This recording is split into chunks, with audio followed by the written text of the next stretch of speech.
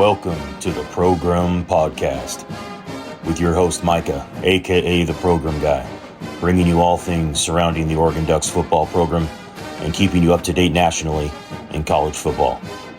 Go Ducks.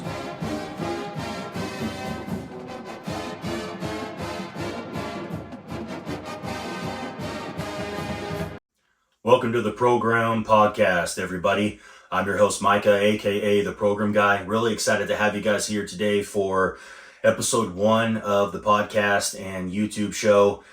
Definitely been a wild couple of days getting some technical stuff figured out. I originally planned on having this show out on Friday, but like anything else, there's always got to be a few glitches. So I think we got a lot of that behind us.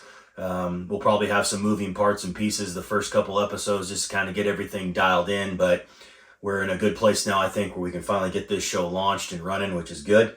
And so let's dive right in here. Want to kind of break down what we're going to talk about a little bit on the show. So the goal, obviously, is to talk a lot of Oregon football. That's the basis of this entire show. We're going to do a lot of talking about college football in general, though, nationally. There is a ton going on everywhere with all the movement with college football, all these conferences that are going away, all these super conferences that are being created. So there's definitely plenty of topics to get into on that front as well. But yeah, ultimately the goal here is to talk Oregon football, have guests on, whether that be podcasters that have their own shows, YouTubers, just simple people that I know on Twitter, etc. Have you guys on, chat it up, break it down a little bit. We'll do some live shows as well. It won't all be pre-recorded stuff. Some of the stuff will be just live and kind of just off the cuff. So really excited to get this thing launched. Really excited to see where it goes. Like I said, it's been a dream of mine to have a show, and finally, got the Duck Cave together, got my equipment together, and kind of getting things in order to be able to get this thing rolling. So let's dive in. So want to kind of break down the Oregon football schedule. So Oregon had Portland State over the weekend. Obviously, that is a lesser opponent. You kind of know going in what to expect with a game like that. You're probably going to win that game handily. But as far as the ins and outs and what can happen in those types of games, that's kind of a rainbow of colors, right? So, Oregon got out of there with a massive 81-7 win, the most points in the modern era for Oregon football scored in a football game, period. So that kind of shows you how well they executed what they were trying to do with their game plan and all that, just with their effort. And one of the biggest things that I took away from that win when I left the stadium on Saturday was the amount of freshmen and just young talent that Oregon threw into the football game, and they all succeeded, right? So, you score 81 points, you only have one punt in the football game. A lot of what you come away with is you basically executed, somewhere in the 90 percentile of what you wanted to do, whether that's from the staff to the players, etc. You executed at a really high level. And so, getting a win of that magnitude that early in the season to kind of set the tone for where you want to be, it does set a standard. A lot of people want to take a win away like that because it is Portland State. You're not being challenged much. And there is truth to that, right? There's always going to be truth to the fact that, when you're playing a Portland State, you're not going to have to fight as hard as you are, against a Washington or against a USC, right? We all know that, the roster differences on those types of teams are massive. But you still have to go out and, execute from a coaching standpoint, from an execution standpoint with players, not being in a position where you have a bunch of pre-snap, post-snap penalties like they didn't last week. It's just a really clean football game. Really, really good way to start off your season, leading you into Lubbock next week. Texas Tech, that game's been marked on the schedule for a long time. It's a really solid road game to start off your year in week 2. Them losing in an upset in double overtime in Wyoming was a wild situation to watch take place. But I don't think it changes the magnitude of that game. You still have to go in there and really execute. And so, Oregon putting up 80 points and dominating and getting as many kids as they did in the football game, right away, basically, halftime-ish, somewhere around there, that really, really helps you going into next week, because now kind of where you stand even more so with your depth chart, etc. So, Texas Tech, I think, will still be a battle. I expect that game to, kind of be close early. I don't know if outside of the first quarter if it'd be close. Having watched that game, I watched the whole thing on the replay, and they just didn't look very deep. So it wasn't that they didn't have some important players at a lot of important positions, because I believe that they do. They just didn't have a lot of depth from what I saw. So I think Oregon should handily win this game. If I'm ballparking the score, it'd probably be somewhere in the 45, 48 to 20, 24 range. Oregon should pull away, by halftime, right after halftime, and then kind of put the thing to bed. But again, like anything else, you are going on the road, clear to Texas. You gotta execute to win that football game. You can't kind of sleepwalk your way in there. The way that they executed against Portland State always kind of gives you the notion to believe that probably will not happen, right? So I think they kind of set a standard, and they're setting a standard for themselves right out of the gate of what they want to be. And so Texas Tech to me now looks more like, a fairly, I don't want to say easy win, but probably a pretty solid win for them next week.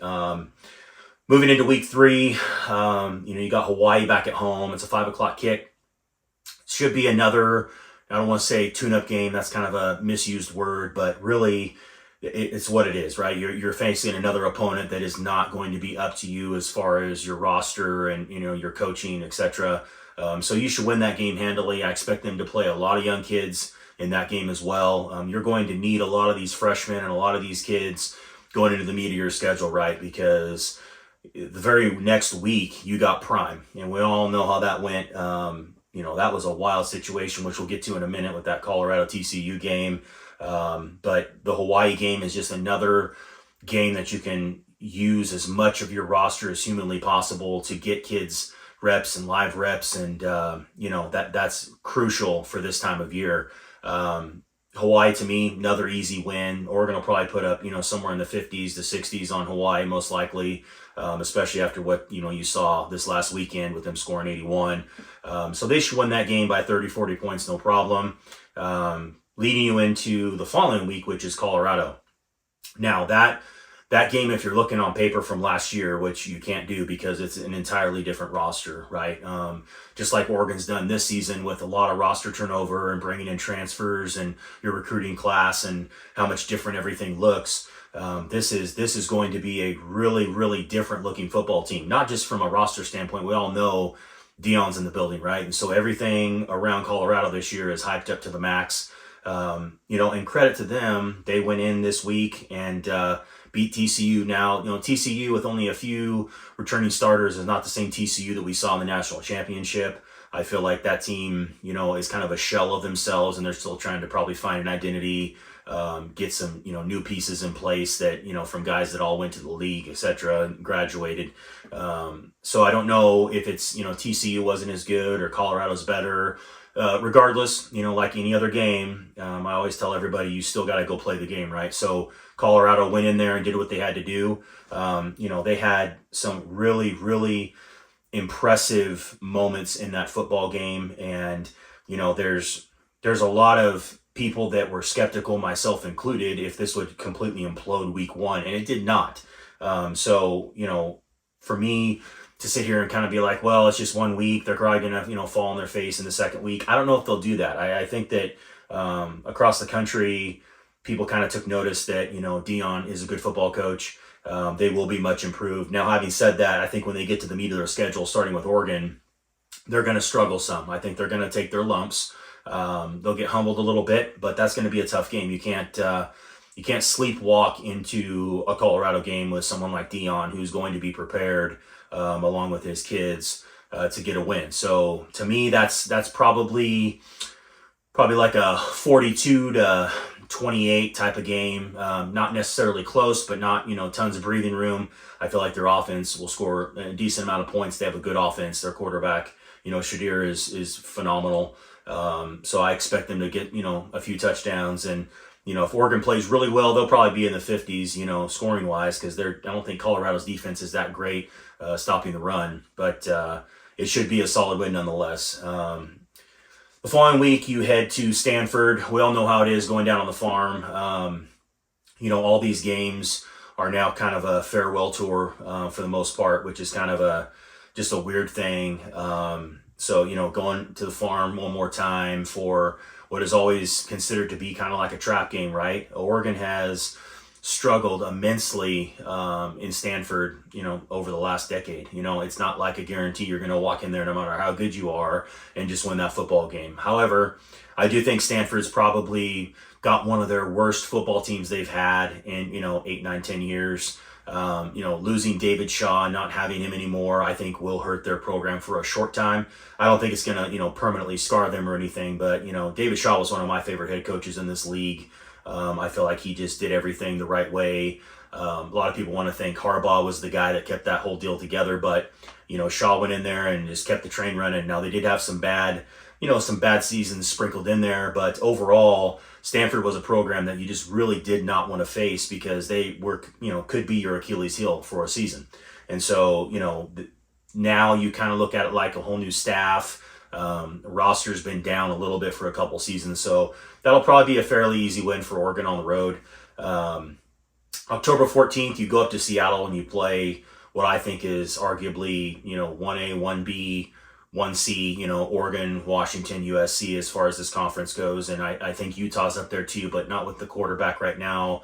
It's kind of unknown what their season's going to go like, not having Cam Rising at the moment. So for me right now, as we stand, I think those, the three teams at the top of the Pac-12, you could interchange any one of them and not really argue, right? They're all phenomenal football teams. Washington will be a very, very tough game. I don't know who wins this football game. I honestly think the flow of the football game will decide that. There is a ton of offense going to be displayed in that game. I think that Oregon probably has a slight edge defensively against Washington. If I'm, saying which side is better, I think Washington, they're a little more proven probably on offense in some areas as far as what they've done as a group the last year and a half or so. This is really a coin flip for me. Oregon could win this game. Oregon could lose this game. As a Duck fan, you obviously want to be able, we're going to go up to Seattle and just do what we always do, win that game. I don't know if that's going to take place. I'm not sure. Obviously, I want that to happen, but Washington is a really good football program right now, and they have a really good football team. So, you don't face someone like a Heisman contender like Penix and just think you're going to walk into their building and just steal a win like years past. So that to me is about a coin flip game. If I had to guess based on just it being a road game, I would say that would be the one game for me on this schedule that seems the most difficult to win.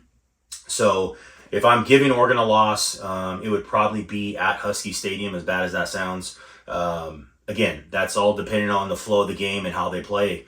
If they play well, I think Oregon could win that game and probably win it pretty handily. But, going on the road to an environment like that, Husky Stadium will be packed and it'll be loud. And, it's always, usually a rainy mess up there. And so you just never know, right? So that's going to be a difficult game. The week after, you wrap up the Washington schools. Again, another, kind of, I guess you could call it farewell tour, right? You're playing Washington State. Another team that, is probably on a down year. They're not as good. But like every other team in this conference, you can't sleepwalk, right? So this will be fairly close early, most likely, in my opinion. I think that eventually Washington State just runs out of gas and Oregon probably wins by, 28, 30 points probably.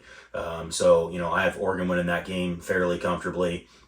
The following week on October 28th, very, very big game. You go out to Utah, which is arguably, Autzen East, right? It's just a, mountainous, high altitude, rocking place. I've been there a couple times for a couple different football games, and it is a really, really cool environment, but it is basically hell on earth for a visiting team, right? And it don't matter how good you are, aside from the year when we had the crazy play happen where the fumble got dropped on the goal line and we ran it back and got ourselves back into that game, and Marcus ends up, leading us to wins, and, we get that victory. It really, even that game was going south at first, right? And so that's one of the hardest places to play in the country. It doesn't appear to be the largest and all those things, but noise-wise and just the intensity of those fans is almost unrivaled, besides maybe being in the SEC. That's another game for me that's a coin flip. I feel like if Cam Rising is still struggling with his rehab and coming back. And even if he comes back and he's not his usual self, I think Oregon actually goes in there and probably gets that win pretty comfortably. Now, having said comfortably, I don't think they're going to win by 20, 30 points, but I do think they could win 10, 14 points or something like that. I think that's probably another coin flip game if he is healthy and he is back to his old ways, because he's one of the best competitors we've got in this league.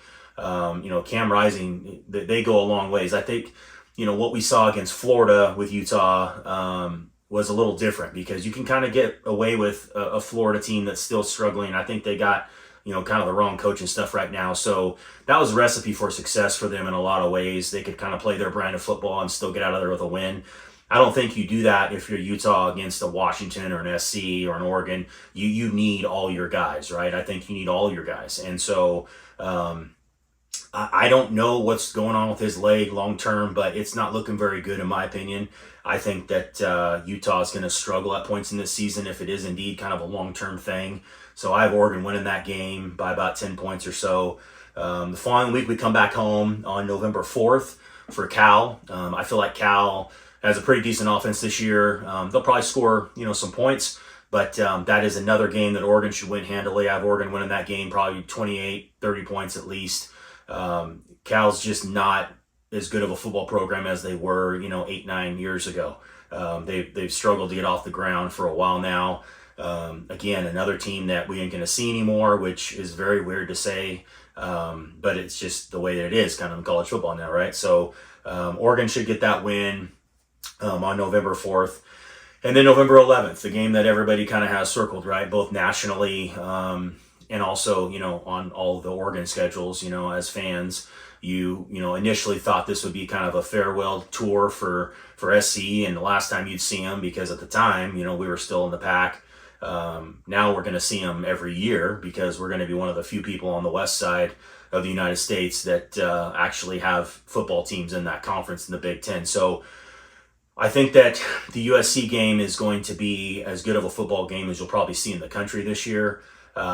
It's going to be very difficult to stop their offense. But the one thing that will probably save you is you're playing that football game at home, and you are playing it against a defense that, early on in the season, as much as they've won handily in their first couple games against a couple lesser opponents, they've had their issues that look very similar to what they had with Grinch the year before. And so I am not sold that they will get to Oregon unscathed or even without a loss or two, because their defense is really concerning to me. I think their offense is as good as any offense you'll see in the entire country, nationwide. I don't think there's anybody better than them on offense. There's teams maybe as good, but they have every athlete at every position you could ever hope to have. And obviously the reigning Heisman winner, and Caleb Williams is a generational type talent. That's just what that kid is. So I don't think you're going to limit them very much offensively, but I do think you're going to be able to keep up with them, because their defense is kind of an Achilles heel. And Autzen typically, it gives you 7 to 10 points in my opinion, because the environment in these types of games it changes the dynamic of the way games can flow. So I think Oregon will edge USC. I think they'll win probably by 3, maybe 4 points. It will be a very close game. I think it will come down to the last couple of possessions in the fourth quarter. I do not think this will be decided early for either side. I think this is going to be a game that's going to really drag out and be a nail biter. And that's, to me, what you could hope for in a game like this. I think it's probably going to be a game day experience again. You're probably going to have College Game Day on site. And the whole country's going to be watching, because you've got Bo and his Heisman, hoopla and all the stuff going on with his bodacious ads, and Oregon trying to put him at the front of all that, and then the current Heisman winner. So should be a really, really fun weekend and a really, really fun game. Obviously, the fact that it's at home is really neat. So that should be a fun game, but I have Oregon winning that game close. November 18th, you go to Arizona State. Arizona State, typically like Arizona, is a very difficult place to go into, right? It's one of those places like you see in the Pac-12 when you go to the Palouse in Washington State, or you go to Arizona on a night game, or they're just trap games. You don't want to get into those situations where you're just acting like you're going to show up, and just because of, what's on your helmet or your jersey, you're just going to walk in there and win that football game, because most likely that will not happen and you will fall on your face. And we've seen that happen from really good teams that Oregon has had in years past, where we've had a great season and walked into Arizona State, these types of places, and lost the football game. Under multiple coaches too, not just under one staff or one quarterback or anything like that. It's been for years. And so Oregon on paper should dominate in this football game. I think Arizona State's going to struggle at times this year. They struggled in their first game just with that big delay and all that. It was hard to really see how good they were. Jalen Rashada looked pretty good. I wouldn't say he looked great, but he looked pretty good. I would probably guess Oregon wins that game by about 25, 28 points. It's hard to really blow teams out on the road in trap type games. A lot of things can go wrong quick, and that's just one of those kind of house of horrors kind of places you don't really want to go into and just make a few mistakes or let them hang around, because things get weird. So Oregon just has to kind of mind their P's and Q's. I think they win that game, which leads you into November 24th, which is Oregon State. So that to me is the team that really is going to either upend the conference or make a major drop off. And it's hard to really know with them playing San Jose State this week, as good of a win as that kind of was, to know if it's really going to be a great season for them, or if that was just a bad team and they're going to be okay. They weren't really challenged much, kind of like Oregon wasn't. So it's week one. You can't make huge assumptions. But really what the consensus around the country has always been, right, in the last couple of years with Oregon State, that they needed a quarterback, and that's about it. And if they had a quarterback, they'd probably be contending with anybody, right, in this conference, and probably be putting themselves in a position to be 10, 11 wins again. They got that. DJ's in town now. I feel like he, didn't have a bad career over at Clemson, but I do feel like he had his moments there where it was a struggle. I don't think that was his fault at all. I think there was a lot of stuff going on at Clemson that didn't have anything to do with him, and he kind of became the scapegoat with some of that. But I think him being in a new home, new look, a lot like we've seen with Bo, I think he's going to shine. I think he's going to have an excellent year. Their offensive line is phenomenal. They've got some good skill positions. They've got a pretty solid defense. So I think that's going to be a really good game. It's a 5:30 kick. Normally a lot of these, Civil War type games, end up going about, afternoonish, right? 12:30, 1, it's an afternoon kick a lot of the time. This is going to be a Friday game, primetime game on Fox. And I think both teams are going to be in the hunt for some really important stuff, both in conference and potentially with the playoff. I think Oregon State could play spoiler to this conference for a lot of football teams, Oregon included. So that's another game, the third one on the schedule, where I could flip a coin. I do think because it's at home, Oregon probably wins this game by about 7 to 10 points. And I think that, a healthy Bo versus a non-healthy Bo last year when Oregon was ahead big and then just kind of folded. I think they're, obviously you want revenge and you're trying to go out on a high note because nobody knows what's really going to happen with this Oregon State game going forward. So I think Oregon wins that football game. So I have Oregon basically potentially losing 1 to 2 games tops this year. I think that the likelihood of them losing 2 is not quite as high as them losing 1, obviously. I think them losing 1 game is probably going to happen at some point just because of how deep our conference is. It's a murderer's row this year. There is so many good quarterbacks, just so many good football teams. It is going to be really difficult to be, kind of get to the meat part of your schedule and really just blow through that schedule and not go unscathed. Can it happen? Absolutely. I believe Oregon has as deep of a team as they've had since the Chip Kelly era. And I think that, that depth will be on display all year long as these kids get more and more reps and more experience. But, it's going to be really difficult. They're likely going to take a loss somewhere to, either a Utah or a Washington or something, because it's just a really hard schedule, and those are great football teams. We obviously want to win every game. That's the goal. You won't want to be a homer. I'm a realist, so I just know that the likelihood of you going undefeated in a conference this deep this year is very, very slim. So I have Oregon finishing. If I'm going off my gut, I'm finishing 11-1. I think they'll finish with 1 loss out of one of those 3 games. the rest of their schedule with as much meat is on the bone with how many ranked teams you're going to play. I think one loss will be more than fine. It'll get into the Pac-12 championship, and I do believe that USC will probably meet them there. I think the one thing that's going to hinder USC is that defense. So if that defense becomes a problem, I have Washington going with Oregon to the Pac-12 championship. So that's kind of a roster breakdown, or not a roster breakdown, a schedule breakdown for the season for me.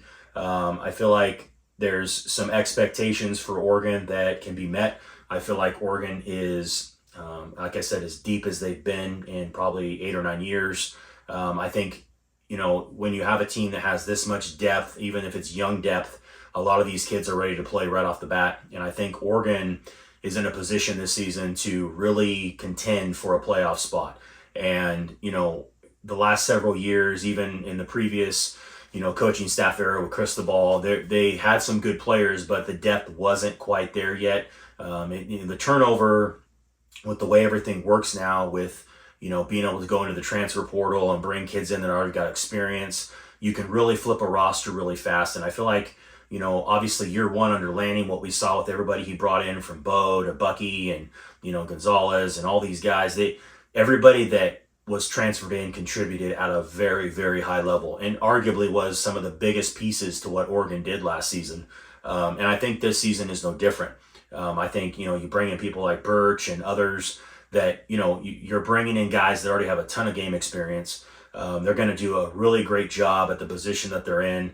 And they're going to, depth is brought in by your young guys, and you've got instant starters, and as well as some guys that are coming back like Popo and others that they're going to, provide even more depth because they're healthy again. So, Oregon should contend for the Pac-12. Oregon should be in the Pac-12 championship.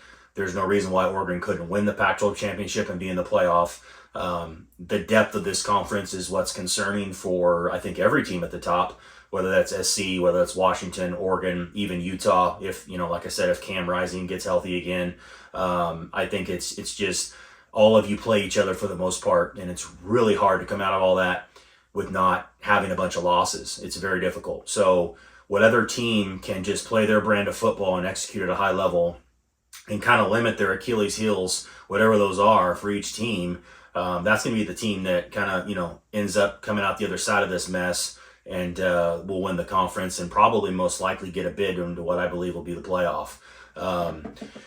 So I think that's kind of where I'm landing with the schedule and what to expect for Oregon for the conference and stuff like that.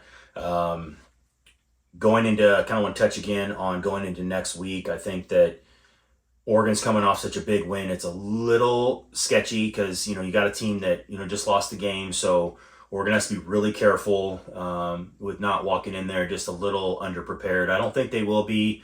Something just feels different. There was, a video that just came out today with a little clip from the university that showed Lanning in the locker room.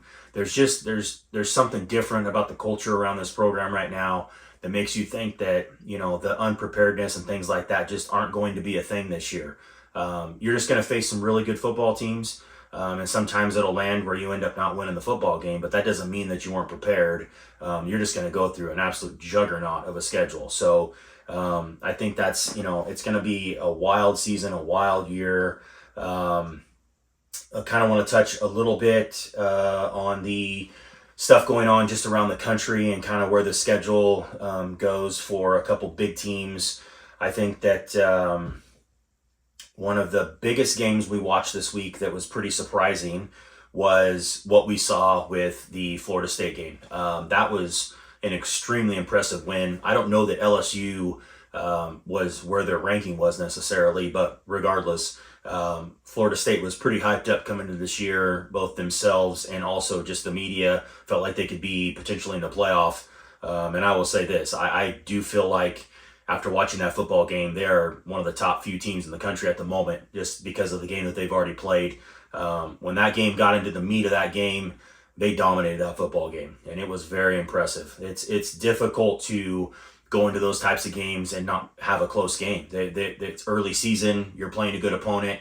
Anything can make the pendulum swing back and forth. You just never know if at one moment you could have one interception that could flip a game on its head, like you saw with Oregon a couple years ago playing Auburn and Dallas, or Oregon was in control of that game for the most part, and then they come back and Bo Nix, when he was at Auburn, ends up leading them to a win. So those types of games early in the season, a lot of times they're super close. Unless you get a weird matchup like the year SC was overhyped and got blown out by Bama, but most of the time these games are pretty close, and they absolutely dominated that football game on a lot of different levels. And so they probably have a Heisman contender themselves, a quarterback. That they'll be a contender nationally probably the whole season. I think they will probably go through their conference pretty well. There's not really anybody in the ACC that really matches up well with them, in my opinion. We don't really know how good Clemson's going to be. They were a little wacky last year, but I don't think they're as good as Florida State. I think Florida State is as good as anybody that we've seen in the early season. I mean, their win was the most impressive out of everybody. I did want to touch real quick on a couple things with the Pac-12. I feel like if you're going to go, team by team, which, is kind of hard to do, it takes a lot of time, but, just basically quickly running through each team's schedule, I feel like Washington's probably going to end up with 2 to 3 losses. I feel like a lot of their games last year, they won because of some different situations. One of them was the Oregon game. Bo goes down. Does that mean they still don't win that game? Nobody knows. Does it mean that the game changed? Absolutely. They had tough games against teams like Oregon State. They did lose the game at ASU. There's going to be some games, I think, where they're challenged. Having said that, I do think they are as talented as anybody at the top of the conference. So I have them losing 2 games this year. I have SC losing 2 games this year. I think they'll be the team that probably is hindered the most by their defense. I think their defense is really going to bog them down at times, and where their offense will score a lot of points, but their defense just can't stop anybody, particularly in the run game. It looks a little concerning again with their run game and their defensive line. I just don't think they have it figured out yet on defense. And that's kind of a Lincoln Riley hallmark, unfortunately, that he doesn't really seem to pay too much mind to defense. That was his real Achilles heel at Oklahoma. He had great offenses, great quarterbacks, Heisman Trophy winners. They won a lot of football games, scored a lot of points. But big games, they always seem to have a struggle because of the issues with their defenses. And he comes over to SC, and it kind of looks like the same exact deal. So I think they're going to struggle at times. They're probably going to lose a couple football games. Utah, if they're healthy, they'll probably be in the Pac-12 championship again, because they're just so well coached, and so they know who they are as a program, and they just do it well all the time. And so for me, I don't see any way they fall off if they're healthy. Having said that, like I've talked about, it's all on Cam Rising. If Cam Rising is dinged up still at that knee, I think they're gonna really struggle immensely when they get a few games into this season. It's their schedule, like everybody else's schedule in conference, is not ideal. They get to week 5 or week 4 and they play UCLA. I think UCLA is going to score points because it's Chip Kelly. They're going to put some points up. You're going to have to put points up with them. The week after that, they're playing Oregon State at Oregon State. They have Cal at home, and then USC. They go to USC. So they've got a real chunk there where leading to that USC game, they could lose all those games almost, or they could win them all if they're healthy, right? And then they go, they play Oregon at home the following week. So the Cam Rising thing for me is so massive. I feel like he's not just the average player for their football team. Again, one of my favorite players to watch in college football. I feel like he's just a great competitor, just a winner, right? Doesn't always do the most impressive things. He's not Caleb Williams, but he does things in important games that matter, that get you wins. And I think that's ultimately what every team's trying to do, right? You're trying to win the football game. So at the end of the day, that's what he's done. They've faced SC a couple different times and they beat him. They're the 2-time defending champions for a reason in the conference. And it's definitely going to be all dependent on where Cam Rising lands. Let's go ahead and dive into a little bit of this conference realignment stuff before we wrap things up for the first episode. So as we all know, starting next season, this whole entire Pac-12 conference is down to the Pac-2 now. It's been a really wild time to watch all this take place in really a really short time. When this all kicked off, when the SoCal schools, UCLA and USC, decided to take off, we really didn't know at the time that this would be such a big domino effect. We had a feeling that we could be headed towards a super conference type of situation with a lot of these conferences where everyone's trying to grow their numbers and you're really going to be down to just a few conferences nationwide. It didn't seem like that was going to be the case with the Pac-12. You felt like they could get it figured out. There's so much history, 100 plus years of national championships across all sports. Just so many dominant players and teams and so much history within the Pac-12 that is as deep as any conference you've ever seen in the nation. If you're just picking specifically, the football out of the equation, of course the SEC is always brought up as the dominant conference, but the Pac-12 as a whole, with all the schools, with all the sports, is the conference of champions for a reason. And the way that this conference fell apart was really an abomination. It's embarrassing now that the dust is kind of settling to see all this was wrapped up in money, and everyone ended up getting their money from these networks that didn't want to get these contracts to the Pac-12, but they ended up doing the same thing almost individually with these different schools when they left the Pac-12, which shows you just how bad this whole situation was handled from top to bottom. It was really a disaster. I think it's a really sad day for college football. I know I may be the outlier in some of this where I don't think this is a positive thing beyond just some matchups in football. I think it's going to harm student athletes tremendously. I think, obviously outside of football, when you get into basketball and baseball and softball and Olympic sports, and, these kids are going to be flying all over the country now, I feel like your budget goes through the roof now trying to travel these kids across the country. As it stands, for instance, in the Big, it's, you got 4 West Coast teams. You got Oregon, Washington, and the 2 SoCal schools, and then everyone else in the Midwest and the East Coast, right? And then you go to the Big 12. That's a little more doable, right? With teams like, not Washington, but Utah, Arizona State, etc. Arizona, they kind of fit kind of into that South mix. So those kind of, fit regionally and geographically. But then you get into the Bay Area schools, right? So you just had, Stanford and Cal, who just went to the ACC, the Atlantic Coast Conference, right? So you're putting 2 schools in the Bay Area with just a whole bunch of schools that are on the East Coast, period, right? And so how do you make this work geographically? How do you make this work from a money standpoint? How do you make this work from a student athlete standpoint, right? Outside of football. We all know that football is the straw that stirs the drink. I don't think there's any refuting that. But the straw that stirs the drink doesn't always mean that that's the thing that should just control an entire university's athletic department, right? And so I think that's kind of where we're at right now. We're allowing football to control an entire university across the nation, right? So all these schools are letting football, because that's the breadwinner. That's the one that makes you all your money. That's where your budget comes from. They're kind of the ones that are just basically coming in and, getting these TV contracts. And you got these TV people giving out these huge contracts, and it's all based around money, but they're not thinking about the student athlete, and they're not thinking about the college football experience.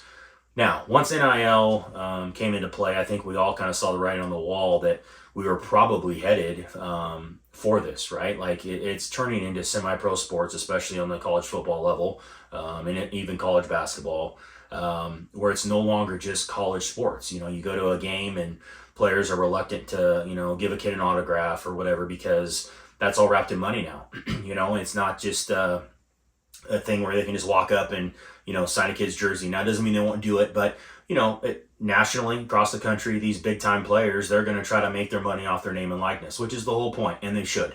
I was a big, backer of the NIL movement, and I feel like it's needed for the amount of money that they bring into schools. But there's been this disconnect, I think, which has pushed this way down the road to where we've kind of reached into the whole semi-pro feeling, right? And so, are we ever going to be able to rein that in? Probably not. I think this conference realignment thing is just getting started. I feel like we're in a 3 to 5 year window where this is either going to fail massively from a logistical standpoint, from just, the fact that, you've only got a few West Coast schools in each of these conferences that are, across the country.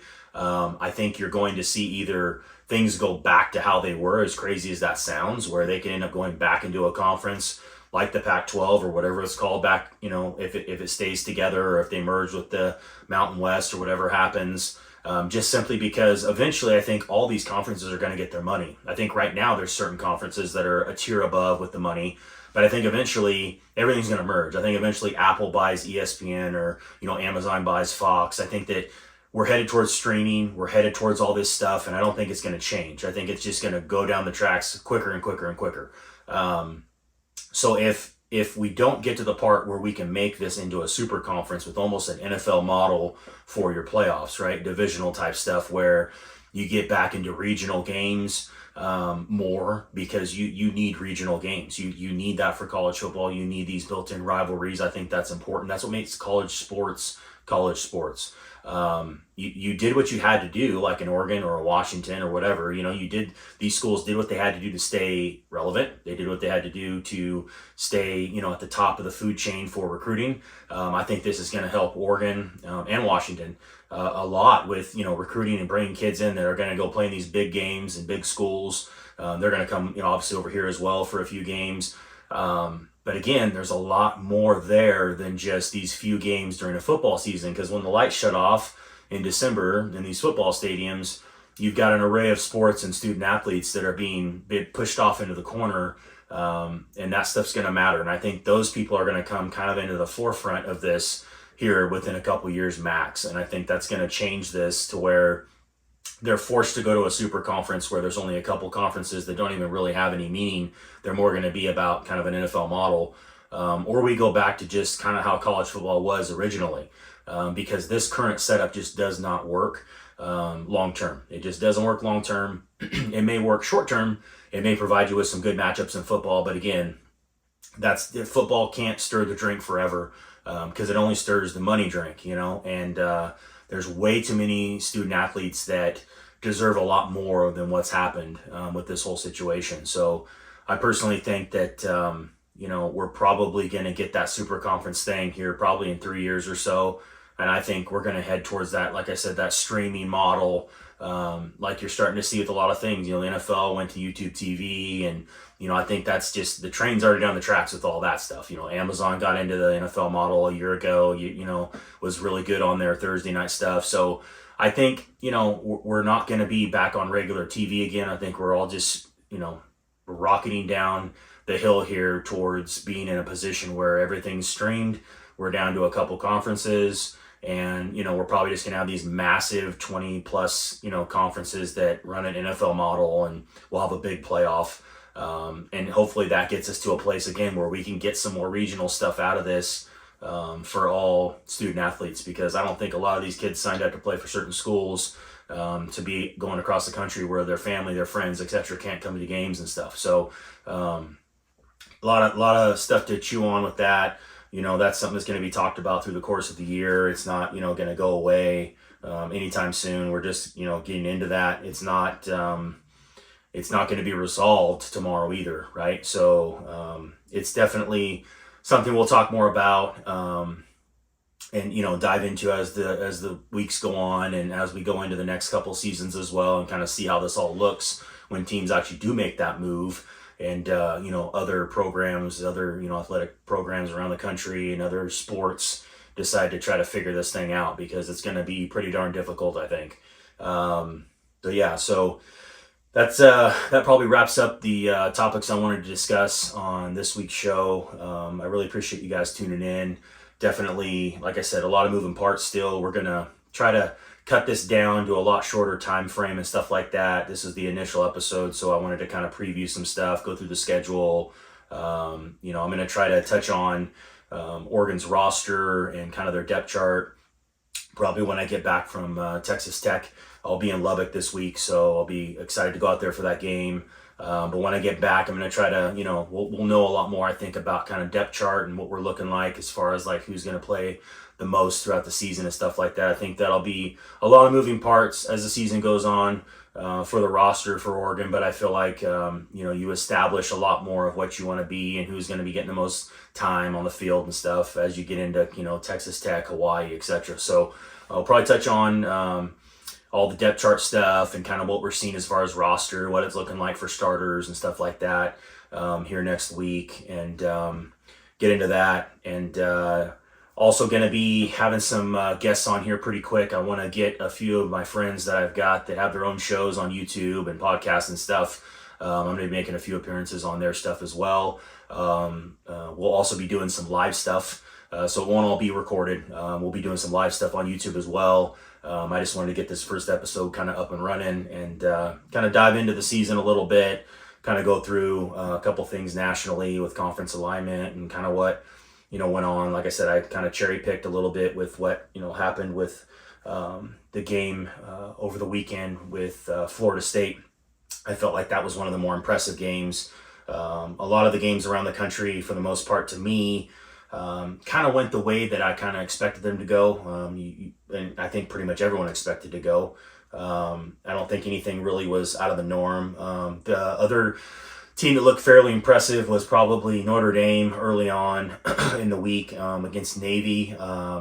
Navy's not very good, so it's hard to know. I do feel like they Sam Hartman looked really good for them. I think he's played a lot of football, so they'll have a good quarterback this year. Their schedule's fairly favorable, so I feel like they'll be in the thick of it. They're pretty good. Georgia did Georgia things. They played UT Martin, so I don't think anything Georgia did was really anything you have to really dive deep into. They are the two-time defending champs, so everything runs through Georgia, not just through the SEC, but nationally. Georgia's built an absolute juggernaut. Can Alabama or someone else dethrone them in their own conference, or Tennessee or somebody else? That's yet to be seen, obviously. Like Oregon, deals with this year. The Pac-12 is really deep. The SEC's deep mostly every year. So it's hard to go unscathed, but they did it. They've done it. So they're the team to beat. The team of most concern, I would say, for me in the top 25, especially in the top 10, would have to be Ohio State. I feel like their defense looked pretty darn good against Indiana, but scoring 23 points in your first week is pretty concerning to me. I don't think they have their quarterback situation figured out, like even remotely. I think they're going to struggle with that a lot, and I think they may take a loss or two because of that. I feel like Michigan is way far past them now. As crazy as that's been, because Michigan put it on them last year, and I think Michigan's going to do the same this year. I think Ohio State's just going to struggle offensively, which is weird to say because that's not something you've seen for a long time in Ohio State. They're typically pretty darn good on offense. So I think there's more to be said about only scoring 23 points against Indiana than probably most people want to admit. But that they concern me a lot. Kind of touch on a couple more. I feel like Texas played pretty good against Rice. I went back and watched that. They will be kind of a dark horse in a lot of ways. They've got a lot of talent on that roster. Sark is, I think, got a lot of his guys now. A lot like you saw when he left Washington. I feel like a lot of what Washington was Sark's team, right? And so, when Washington was really good there for a few years, that was his kids. And I feel like he's done the same thing at Texas. He's recruited well. They haven't maybe got the results they've wanted in a lot of these games. But I think Texas is going to be kind of sitting there, kind of waiting to pounce if a lot of these teams have some losses, because Texas could go on a run here and be pretty darn good. I don't know if there was really anything else. Oklahoma looked really good. They played Arkansas State. They put up 70 plus, so they had another, like Oregon, just an absolutely dominant performance. Looked phenomenal.